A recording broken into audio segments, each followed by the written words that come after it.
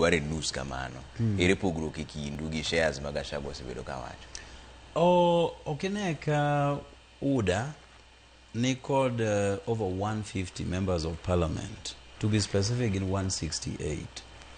ODM ni called 86 members of parliament spread across the country.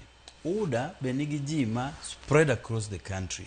Tiende ni kiriwo UDA gi ODM tise mako Kenya duto. Nyineno kata kanyo wadhi rado kacha.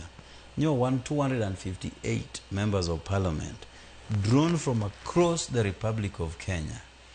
Kakinyi kao dhiang' ibare diere, ikao jo UDA, and you will have to pay attention to regional balance, mabende niye constitution. Okinyal wacho naniya, ni ja UDA moro ne wuok nyando kacha, tise kao Jared Okello iketo minister mar trade. Tichaki kao ja nyando moro bende kanyo nikech nyo osiepnu campaign godo, bedo minister mar energy. Manok nyalre.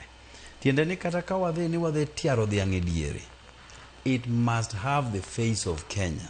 Mondo mikik wawachi ni manyo time what to eat, piny Okuyu, unyu ombulu mobam, nikech nyo kudwa Ruto, kuro ng'atu onge. By the way, sama wuoye kodini, gin gi cabinet ministers mang'eny molojo William Ruto.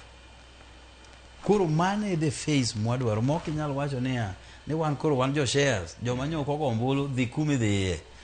ODM, UDA combined, nigi the national acclaim. Kwandu ni weyo Kindiki kanye?